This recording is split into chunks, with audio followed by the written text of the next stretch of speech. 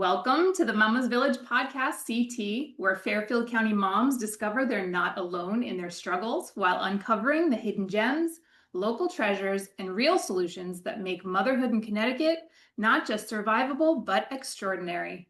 I'm Abby, I'm a mama of three, and I am not an expert, but I do love talking to them. And so today I have a very special guest. She provides financial, retirement, and wealth management services to her clients.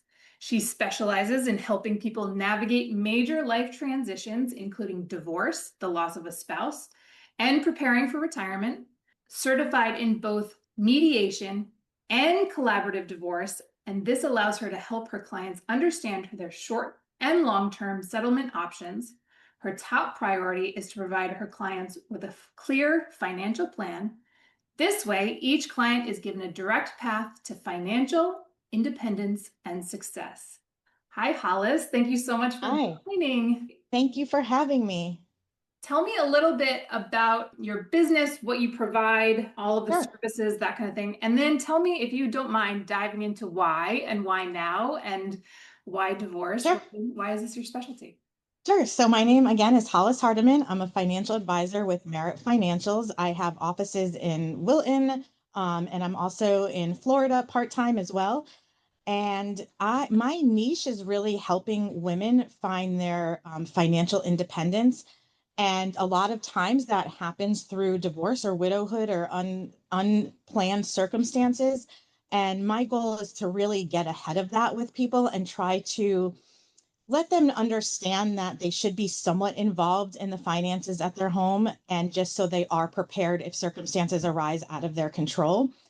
This is my second career out of college. I got into it mostly because when I realized what I was passionate about, I looked at myself and how defined my childhood, being a child of divorced parents, had really shaped my financial view of life and money and marriage and children and being a really involved aunt.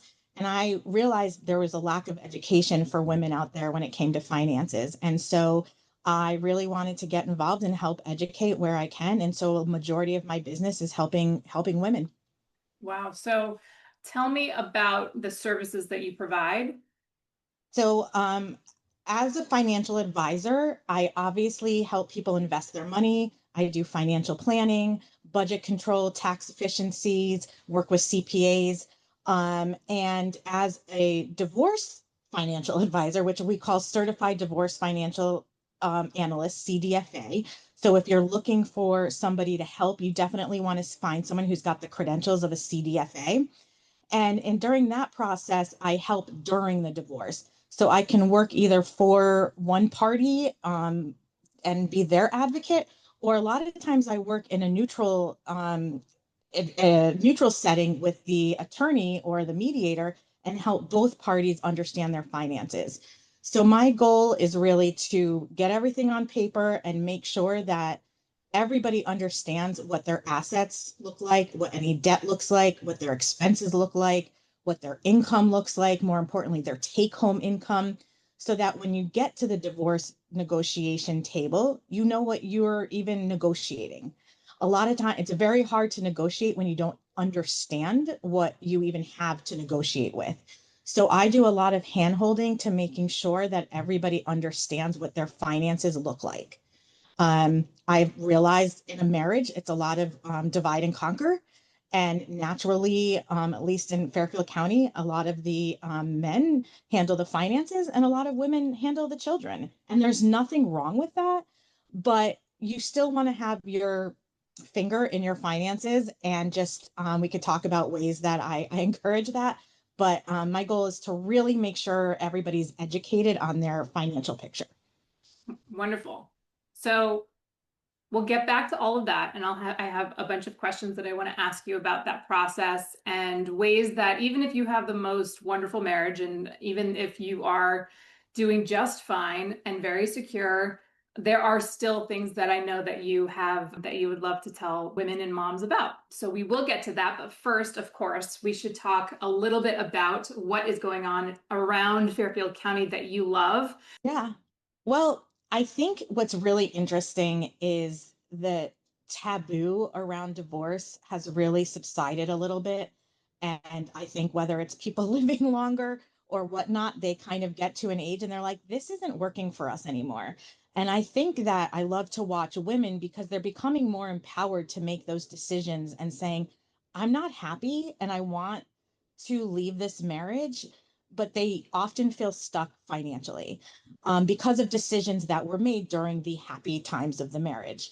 And some of the trends in terms of what I see though is a lot of what we call gray divorces, and it's women 55 and up potentially, well couples I'll say 55 and up who really either wait for the children to get out of graduate high school, or even the kids can be fully grown and they're now in their retirement ages and they're like, this isn't how I envision my retirement. I don't want to spend my time with this person anymore.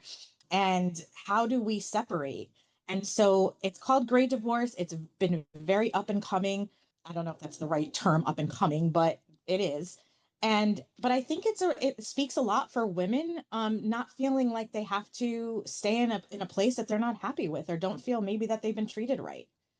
Do you see, is there like a physical thing or a place that you're seeing a lot of these gray divorcees attend? Are you hearing anything about like how do they date? Like where do they go? Do they go to the movies by themselves? Like what are people A doing? lot of them, I mean, they're dating, they're, meeting people at their tennis clubs, they're playing mahjong with people.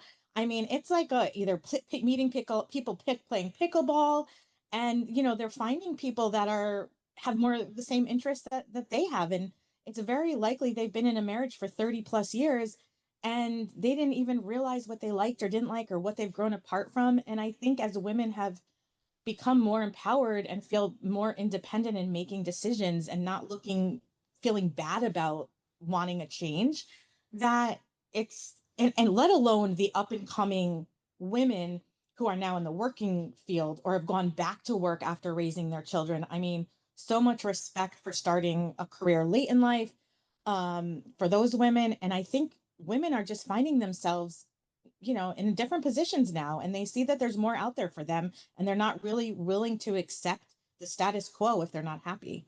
Yeah, agreed. I know I've been watching The Gilded Age, which what is I that? am too. Is that an HBO Max, I think? HBO Max. Yeah. And I actually, so I love this time period. And so I really love watching this show because the main character, Mrs. Russell, she decides that she's going to allow divorcees into the ball. And Yep. to me, I mean, back when I was growing up, back then it was, like socially not acceptable, really. I mean, still. Right. So Right. we're still in this area where like if you talk about your marriage not being like perfect, then it's a little bit weird, but we are starting to move into this space where, you know, there are all sorts of different ways that you can talk about your marriage and the ways that you can live. And so, And listen, there is still a lot of that. I mean, I've got couples that, belong to country clubs. And when they divorce, they have to decide which person's going to stay at the country club.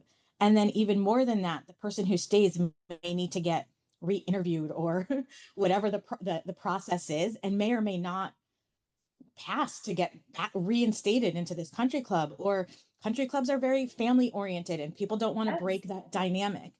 And that's also, especially in Fairfield County, like a big sticking point, believe it or not, please. for who's It really is. I mean, it's going to keep still the so country club, and will I feel comfortable and will I be allowed to stay? absolutely. And as women, I mean, I think that there is still a little bit of a stigma if you're not in like the perfectly perfect marriage. I really do. Absolutely. And it's, there's all sorts of like whispers and, there's all sorts of whatever. And ultimately, I think, there's a lot more empathy and there are a lot more really great people out there as well. So there's that. It's not all the Gilded Age, but I do think Oh, I, and usually what I find happens is when my women clients say to me, I spoke to one of my friends, all of a sudden the friends open up and they're not that happy either. And you yeah. start to realize that what you see on the outside isn't, always the truth. So I think unfortunately we have such the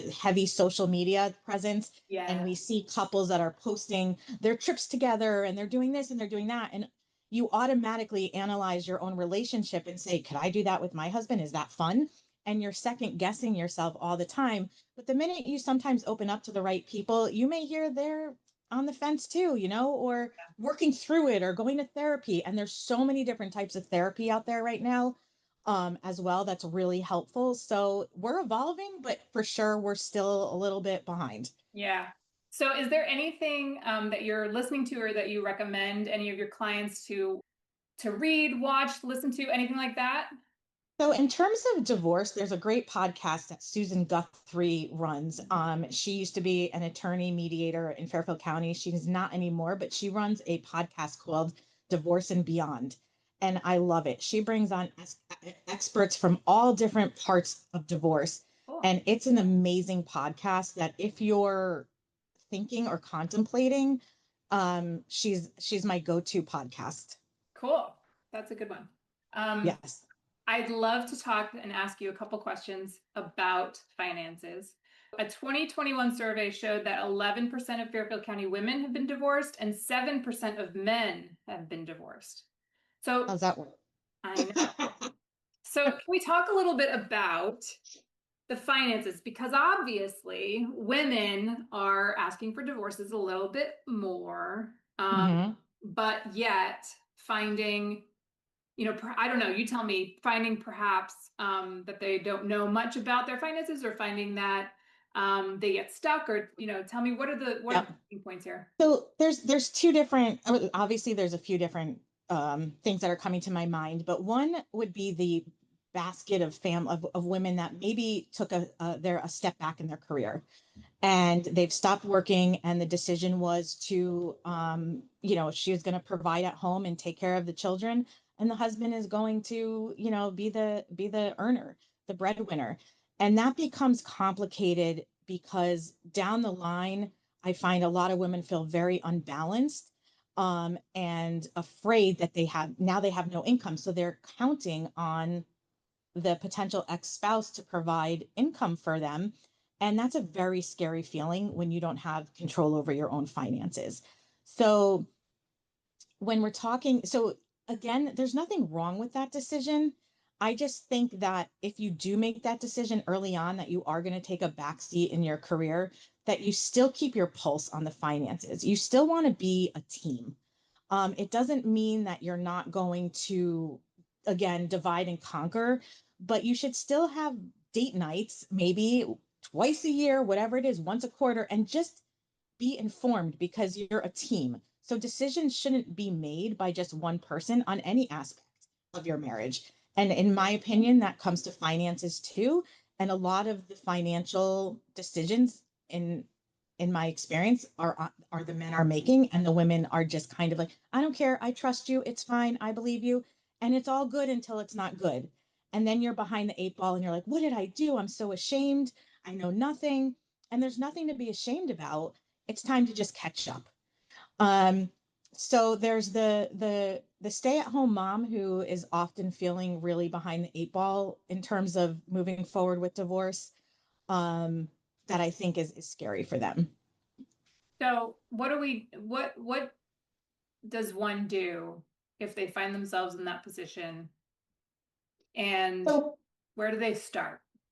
I'm a big believer on getting educated. Knowledge is power. We all know that. And what does that mean in terms of divorce, and how do you do that?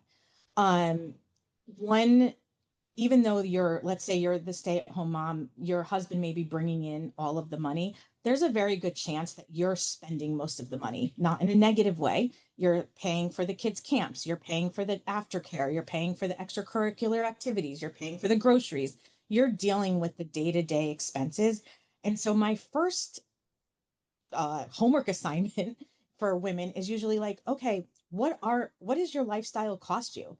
Start keeping track, however, whatever that means to you, on an app, on your notes, saving receipts, and start understanding what does it cost you to live and for your children to live.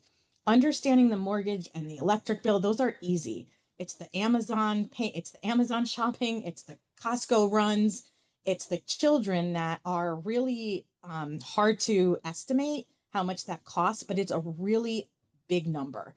And it's important to understand that. So even if you have no information on any of the finances, you certainly can start understanding what life costs for your family. And that is definitely what I recommend doing first so that you're prepared and you can say, okay, it costs our family $20,000 a month to live, and what does that mean? We don't know yet, but let's at least get a number of what those expenses look like. And I think that that's easy for the woman if they're the ones constantly writing the checks. So if you're a working mom, Yep. you do have some income, Yep. probably not as much as your husband, Very possible. Yep. but you don't have no control, but you don't have all the control. Is there like I really feel like there's a lot of people that are sort of in that boat as well. Is there anything for them? That So it's interesting because I see a lot of women who just don't want to know. They don't care. It's overwhelming. They've got so much on their plate. They're like, you know what? I'm getting a paycheck. It's going into my account. I don't even look at my paycheck. I just know it's going in, and then I let my husband take care of it. And I just don't feel like that's teamwork. um and I feel that you should be involved in, just like your husband's going to be involved in potentially what camp the kids go to, or if they see a therapist or not. Why would you not have, you're doing all this hard work, like you're working and being a mother, what is harder? And then you're just turning over this paycheck, and you're like not worried about it. And I just think that you need to understand, where does my paycheck go and what do we do with it? And how does it help our family? Is it helping our family? And just communication, because we all know the number one thing people argue about is money. So just communicate about it. And you can do that in couples therapy. You can hire me to do something like that with the both of you. But it's really just getting people on the same page. And I hear, oh, time and time again, my husband gets frustrated talking to me about money because I don't understand it. Okay, so why don't the three of us have a conversation, and then I can explain it to you with without that, like, tone maybe, and walk you through it in a much better place. So I think there's a lot out there to help people be on the same page when it comes to money. Ignorance is not bliss. I And think I I think too that there's a lot of pressure, and I think there's a lot of pressure on the head of the household side. There's a lot of pressure on the mom side. There's a lot of pressure. And when there's pressure, there's fear. And when there's fear, there's conflict. So for absolutely, that's sort of what I feel. And so that's why a therapist can be very helpful, because maybe they can take out that fear piece just for that an hour, so that an actual conversation can start happening, a plan can be made, and we can get a little bit more rational about whatever's happening. Because I think it is a point of contention, and I think that's why, because it's so, I mean, that there's no more pressure than like keeping a roof over your head, keeping food on the table, your kids having what they need, and then ultimately being able to have an enjoyable life. What are we even doing here if we're not having an enjoyable life, right? So absolutely. And I think that money is something that usually gets ingrained from your childhood. Your beliefs and your yes. thoughts and your feelings on money is usually something you grew up with. Whether, like me, I did the opposite of my parents. I was like, I'm going to have, I'm going to be independent. I watched my parents fight about money. I thought, hey, as long as I have my own money, there's nothing to fight about. Obviously, not the full truth, but so the question is, like, how can you work together to in therapy to understand, okay, well, the reason I feel this way about money is because my dad said X, Y, and Z. Okay, now that's out there, and a therapist can help get to those feelings that you had that are now translating into your new life with your family on your own. And how do you make that work together as a couple? Just like you're going to discuss your beliefs with your children and what kind of school you want them. Do you want them in private? Do you want them in public? Those same conversations should be happening with money. It's all stuff you've learned and grew up learning. And I think therapists can really help bring that to the forefront and get you guys, people on the same page. Agreed. We've been sort of talking about what women do if even if you're in a really great relationship, even if you're good, That's something that you can do just to like troubleshoot, just to make sure. So, one thing that I see a lot of women do is they don't have their own credit card in their name. They may be a joint holder on or an authorized owner on their husband's credit card, but they don't have a credit card in their own name. So they're not even establishing any credit. And maybe all of the utility bills are in the husband's name, the electric bill, the water bill. And my suggestion is you should have a credit card in your own name and you should use it every now and often. I'm not saying rack up debt, but I'm saying, put a couple $100s on it. You got to pay it off every month and you got to learn how to do that. But that's going to establish credit in your name, as well as knowing your credit score, and what do you have on your credit? Do you have old credit cards from 20 years ago when you were in college that are still open? Does it make sense to close them, or should you be using them and getting some building your credit? Same, like I said, with an electric bill, something in your name to establish credit, so that, God forbid, you are on your own down the road, you've been building credit throughout your life. And I just think it's really important for everybody to do that. Great tip. And if your husband says no, Red that's a flag. red flag. Yeah. Yeah. Something to talk about, especially and work through and figure out why. Yep. Yep. Um, okay. And then let's talk about nitty-gritty details of how much divorce itself costs. I mean, I just got off with a client today and they were like, how much is this going to cost me? And I said, I hate to tell you that it depends, but it depends. They're, how aligned are the two of you on your overall goals and objectives? How uh, what process are you going to go through? Are you each going to hire your own attorneys and go through litigation? Or are you able to amicably go through a collaborative divorce or a mediation, which is going to be more cost effective than litigation? But divorce is cash hungry, and you're going to be forking over a lot of retainers. You may need to get an appraisal done on a house or two. You may need to reach out to your CPA and have him do her do a few hours. You may hire someone like me that's going to cost hourly, and then you've got your attorneys. So, that's one good reason to have a credit card in your name, also because you may have to front these costs on a credit card. But divorce is not cheap, but you have one shot at it. And unfortunately, where a lot of the issues I think come is that it becomes a business deal, and your marriage was emotional, it was loving, you're a family. And to think that that is now becoming a business negotiation is very hard for people to switch their minds to. And that's why my biggest piece of advice is to build a support system of professionals who are experts in the field. Time and time again, I see people reaching out on Facebook. I'm going through a divorce. What attorney should I get? Who knows what works for one family doesn't necessarily work for your family. Every family is different. Every divorce is different. And I think it's really important to understand who the players are, a CDFA, financial person, your CPA, a therapist, your attorney. You need a solid support system. Your friends and Facebook are great if you want to cry in a shoulder and get everything out, but everybody's experience is different, and you don't know what went on in somebody else's divorce agreement that made them get what they got. Like my husband gives me this amount of child support and this amount of alimony, you should get the same thing.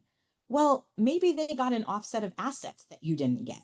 And so much is different, and I understand why people reach out for the support, but you have to hire the right expert professionals to give you the advice, because it is a business decision.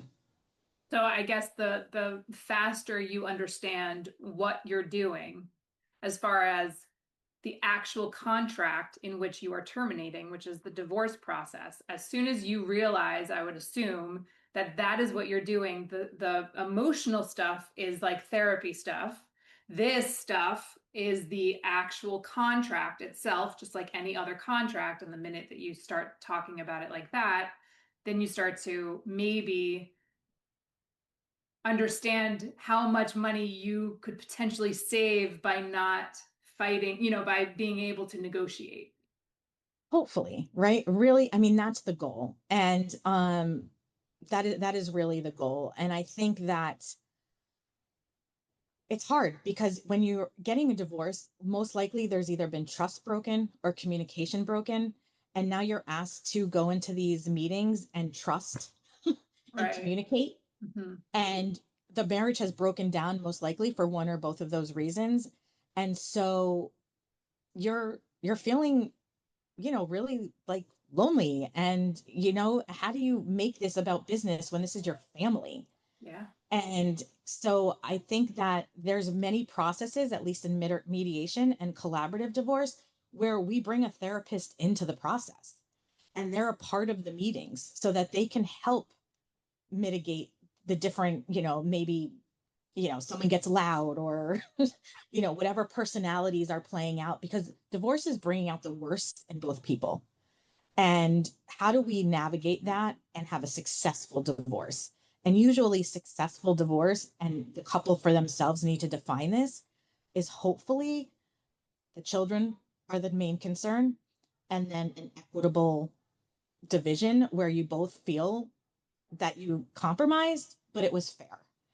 And what are you willing to give up and compromise on both sides to kind of get to that point? Because there's going to be compromises. Nobody wins. Nobody wins in divorce. It's really just about how much do you spend to get to that solution. Yeah. Um, do you always have to sell your house in a No, divorce? absolutely not. Many clients have it's difficult right now with interest rates rising and a lot of couples have low interest rates. And so to refinance and get your spouse off the mortgage could end up in a higher interest rate. However, some banks are allowing people to assume the mortgage. You'd have to call your mortgage company and find out if it's assumable and ask if it changes any of the contracts that you've already signed. That's one option. Another option is sometimes if people are in the same house because of a school system, let's just say the husband moves out, but it's a joint mortgage. The husband may say, I'll stay on the mortgage for 3 to 5 more years until so and so graduates. At that point, we're going to sell the house and split the assets. So there's so many different compromises and negotiations that can be made in hoping to achieve the goal of the couple, whatever that may be. Interesting. Um, what are 5 things that a mom, Fairfield County mom, can do if she has decided that it's time for her to bring it up with her husband and she doesn't know where to turn, she doesn't know what to say, she doesn't what are the 5 things that she should be doing? So gathering information in terms of professionals like me who exist out there. There's different workshops. I run a workshop at divorceresourcect.com. It's a free workshop that we talk about the different types of divorce you can legal and financial, options you have, going on different podcasts, just educating yourself first. And so that you're very emotional at this point. And one thing that I always say is when you go get a surgery, a doctor says, you're in trauma. Don't make any decision right away. Give yourself 6 months to a year.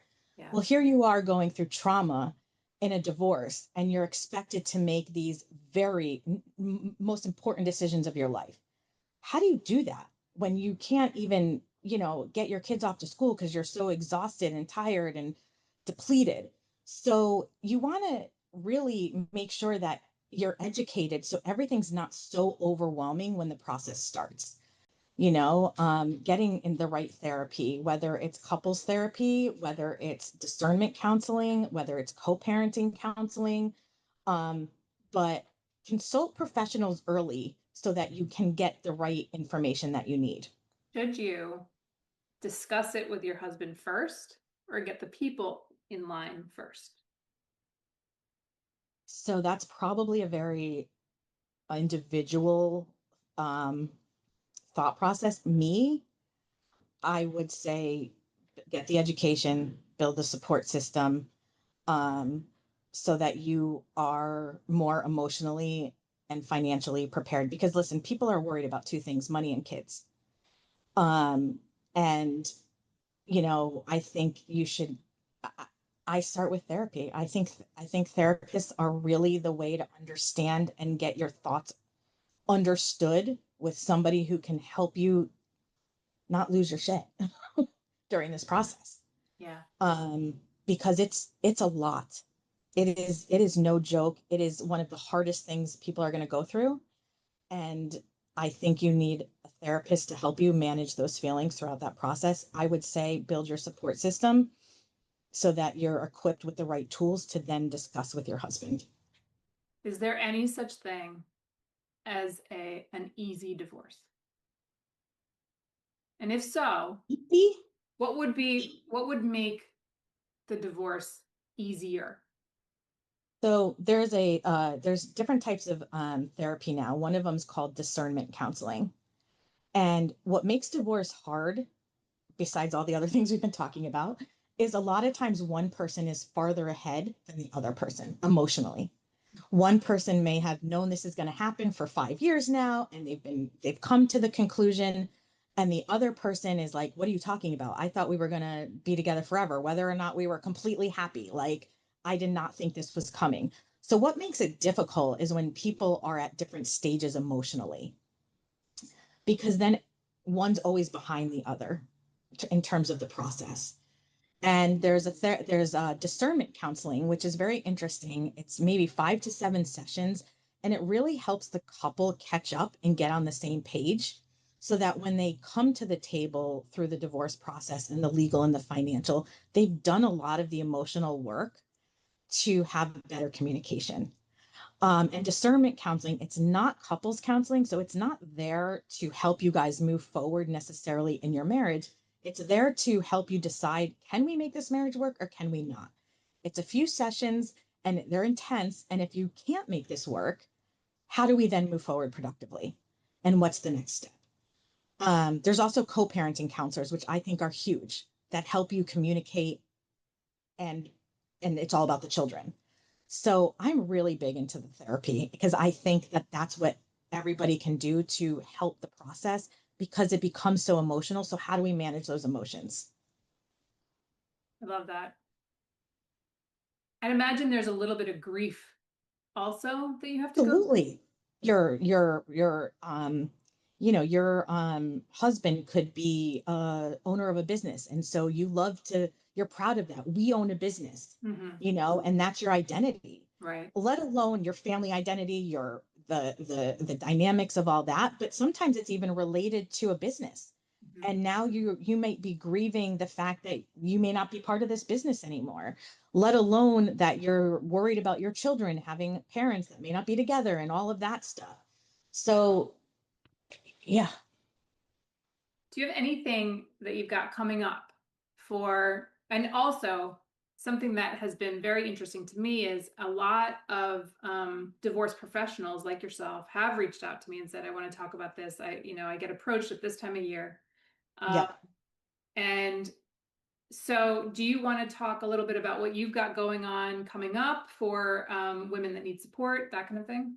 Sure. So, one thing I want to say is if you're looking for a mediation or a collaborative divorce and you're looking for a non-adversarial divorce, there's a great group that I'm a part of. Happen to be the treasurer, and it's called CCND, Connecticut Council of Non-Adversarial Divorce. And that website has all professionals that are fully trained in mediation, collaborative divorce, and financials. So if you are looking for someone and you are like, how do I know that know what they're doing? I would say look at the CCND website. I think it's info@gooddivorce.com. And that website has professionals that have all been highly trained. So that is someplace I would absolutely look for resources of professionals to choose from. And when you I say have collaborative divorce, you're saying not hiring lawyers, so not going to collab court, right? Okay, so really a brief description.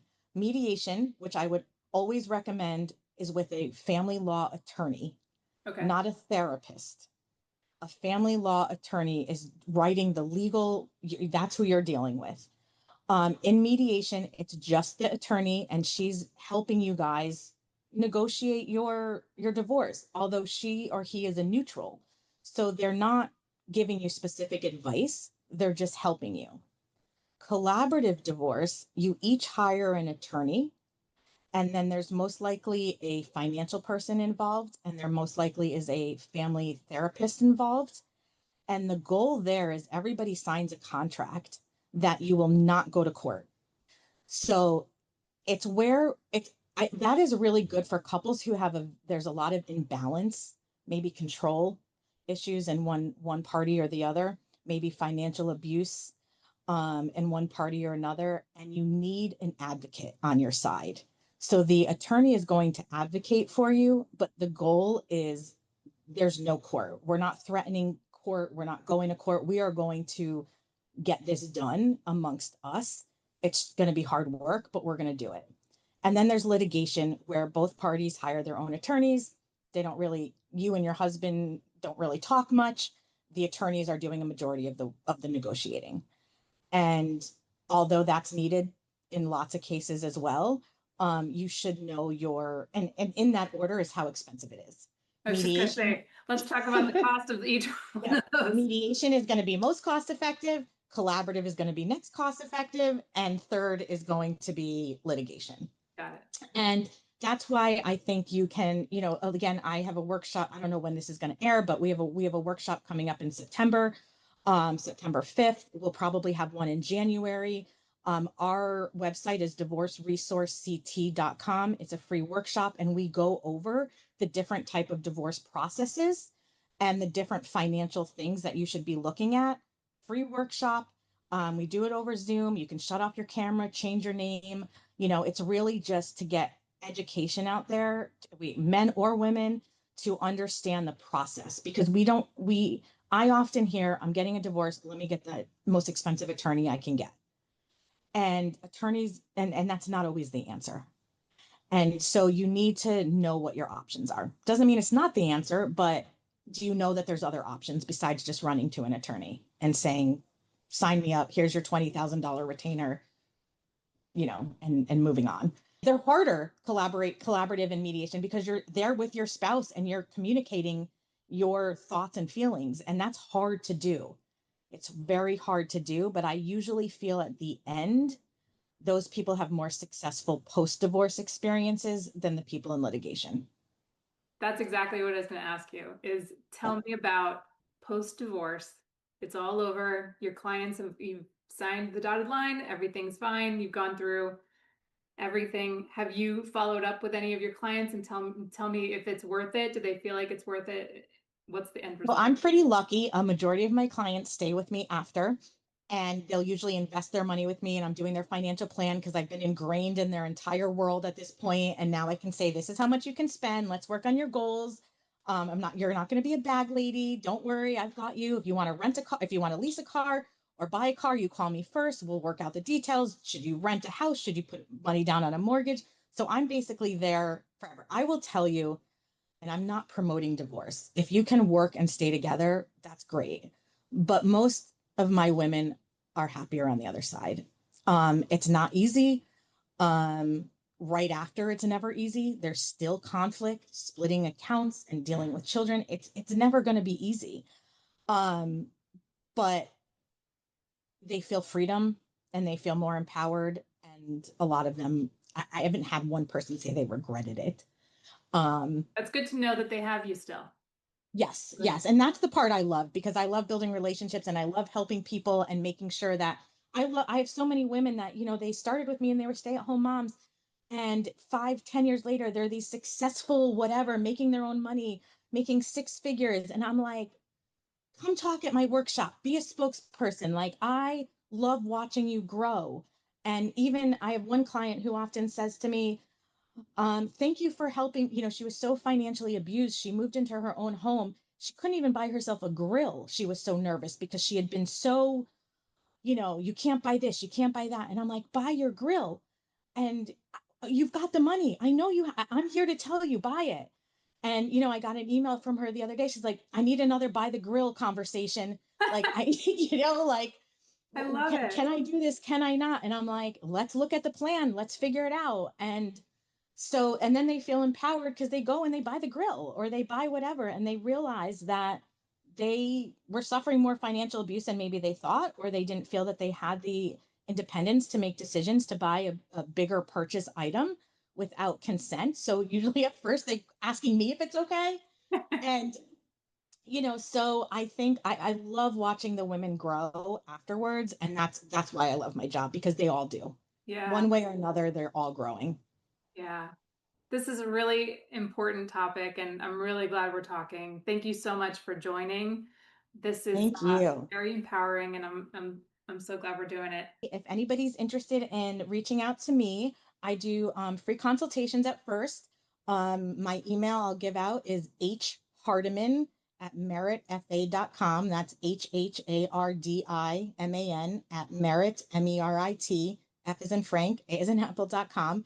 I'm happy to have a consultation with you and just kind of review again anything that I might have spoken about here in more detail, or get you the right resources if I'm not the right person. I have a lot of contacts. Again, look at the CCND website. And I think just stay educated. Stay educated. Awesome. Thank you, Hollis. I appreciate you. Thank you, Abby. It's amazing to talk to you about this. And it is an important conversation that I think a lot of people struggle with. So any way we can help inform is always amazing opportunity. Yes. Thanks a lot. Thank you.